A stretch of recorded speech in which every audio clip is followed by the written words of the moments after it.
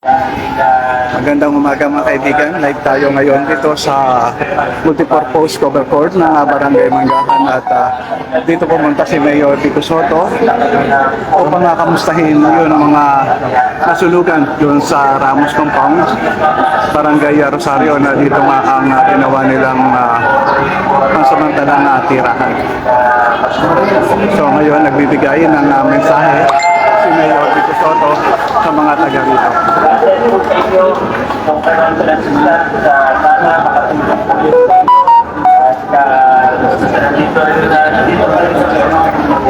mga special concern, mga kung kailangan natin ikan, kung kailangan tugunan, ay dito lang po yung mga staff natin, mga tao natin, dito kayo mamamayaan. So, God bless po, at sana makabakot tayo ng mabilis.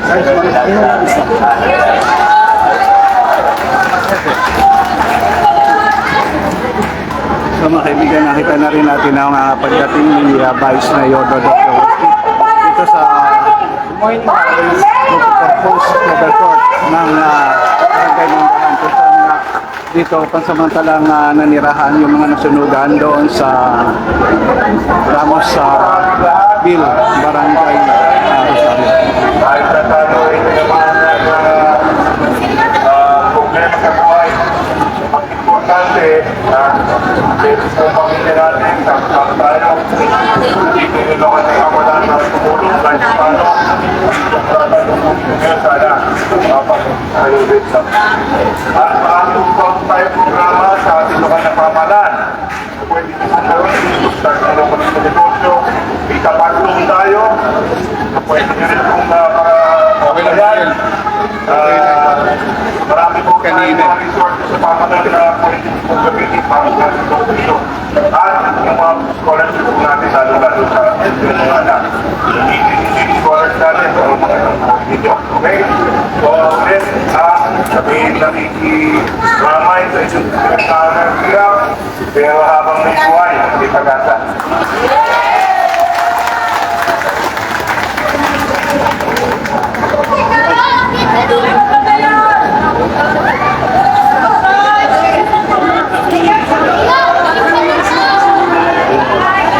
Ayan nga mga kaibigan, at nakita natin ang napapunta ni Mayor Vico Sotto at ni Vice Mayor Dodot dito sa lugar na ang samantalang nanirahan itong mga nasunugan dito sa Ramos Compound o Ramos Bill, Barangay Rosario. Dito mga kaibigan, pagkakaalam ko na apektuhan dito sa sunog na nangyari nga noong nakamakailan. Dito sa Rosario ay umabot sa 100 na higit ang apektado ng sunog. 100 pamilya ang naapektuhan. So tuloy-tuloy naman ang ginagawa ng Pasig LGU natin na pagbibigay ng tulong para sa mga nasunugan. Salamat din sa inyo. Ayan, Vice Mayor Dodot kasama nga natin dito at si Mayor Vico Sotto na tuloy-tuloy ang bibigay tulong para sa mga apektado ng sunog. Hindi po kayo parang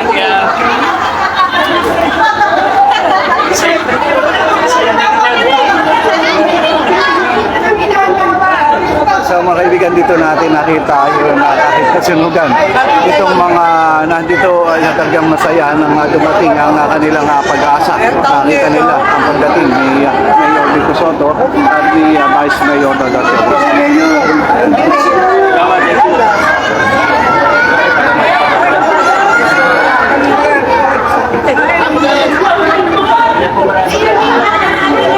So mga kaibigan, yung pagpunta nga ni Mayor dito, no, at ni Vice, ay malaking tulong, malaking suporta rin ang kanilang nagawa, no? Lalong-lalo na nung kasagsagan talaga ng sunog at mabilis silang naghatid ng mga relief goods o pagkain para sa mga nasunugan.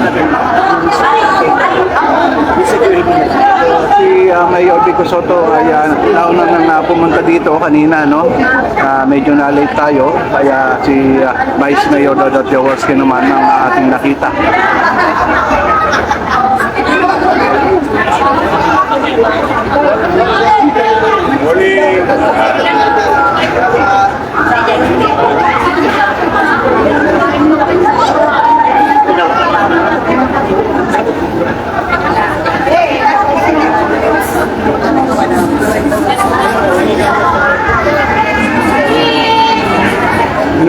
ano mga kaibigan, 100 pamilya mahigit ang apektado nitong sunog na ito. Ano? Dito, pwede natin mabasa pala, ito sa bandang likod pala natin. Itong sunog ay naganap nga sa Rosario. No? At dito ay number of individual 561 ang naapektuhan, no? Number of families 151. So ito yun andito ngayon sa evacuation ng Barangay Manggahan na talaga naman napakarami itong naapektuhan na ito, no? Umabot pala sa 561 mga naapektuhan ng sunog na yan. So ngayon kausap ni Kagawad Annalyn Santos ng Barangay Rosario si Vice Mayor Dodo Jaworski, no? At pinag-uusapan niya kung ano pa ang mga tulong na maaari nilang maibigay dito sa naapektuhan ng sunog. Kaya tayo pinakikita nga ni Kagawad Annalyn, yun mga listahan ng kasunugan dito na kanina nga ay binanggit na natin. No? Ito tinitingnan ngayon ni Vice Mayor Dodo Jaworski, no? 561 yun na apektado ng sunog at 151 naman na pamilya. So marami yan mga kaibigan. Ano? Malaking bagay yung pagpunta ni Vice Mayor dito at ni Mayor Dito Soto upang mabigyan ng tulong yung mga taga rito. Good morning. Ayan po, maraming salamat po sa ating Vice Mayor Dudut Jaworski. Ayan, thank you po, Vice.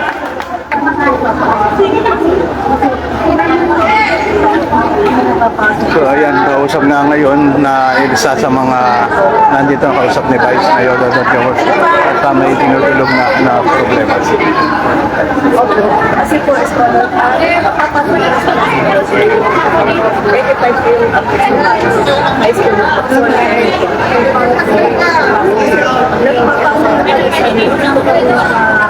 Ano po kasi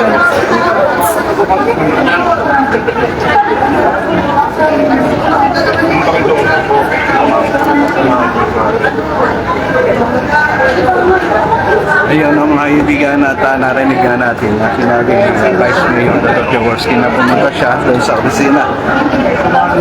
No, at sa opisina ni Vice Mayor Dodo Jaworski upang matugunan ang kanyang mga Start kahilingan. na po tayo. Kanino po ako nalabas regarding access gate? Nandiyan na last kamay? Okay, nandiyan na po ba? Ayun, ngayon nga ay kinukuha na rin ng contact number. Ang kausap ni Vice Mayor kanina. sabi ng Balbutin, soltero. Garden Niño Jesus. Gardose Melani. Gardose Melani. Asaan yun? Jimenez Ginaron. Luna Tani. Sige, Kagawad Annalyn. Panalo Christopher. Kagawad Annalyn, kamusta po itong pagpunta ni Mayor dito sa mga salugan?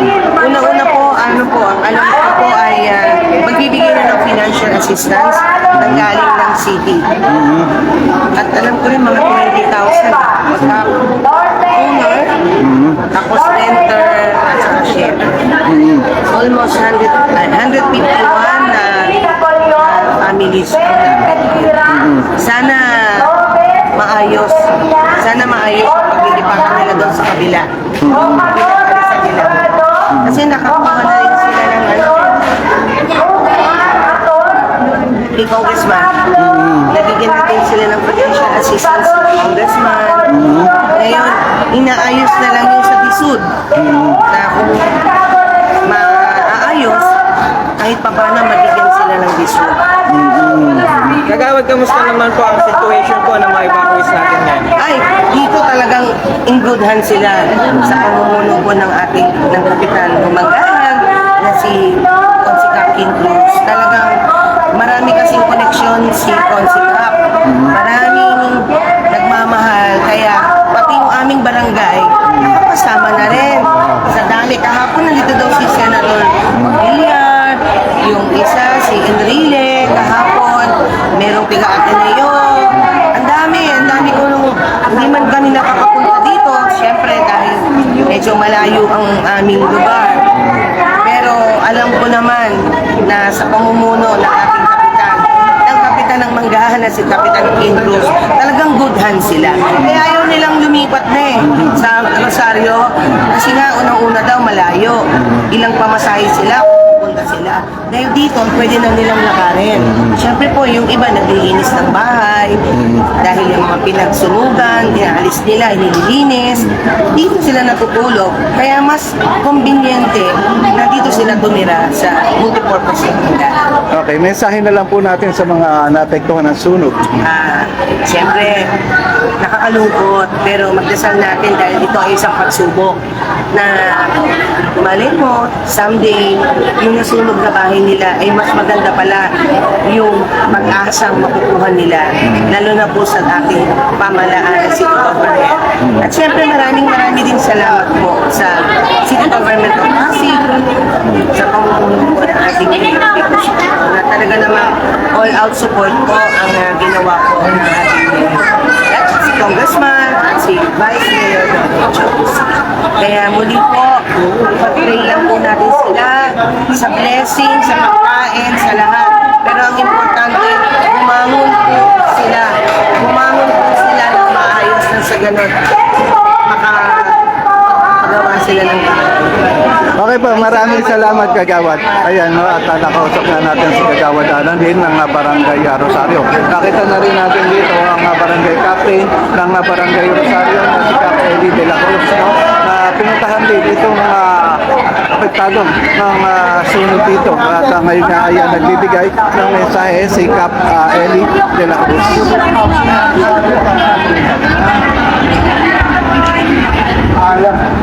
Ito, mga kagawad natin. Talo kayo, hindi kayo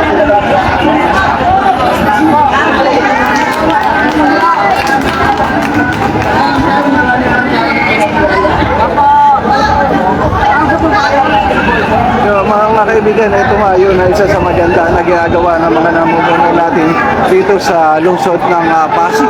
Yung nagiging pagkakaisa-isa nila pagkagantong may mga trahedya, nagtutulungan talaga sila, no? Nagkaroon ng sulog, iba't ibang barangay ay nakita natin para magdala ng tulong. Okay mga kaibigan, at hanggang dito na lang muna itong live vision natin. Maraming salamat sa lahat ng mga viewers natin ngayon umaga nito.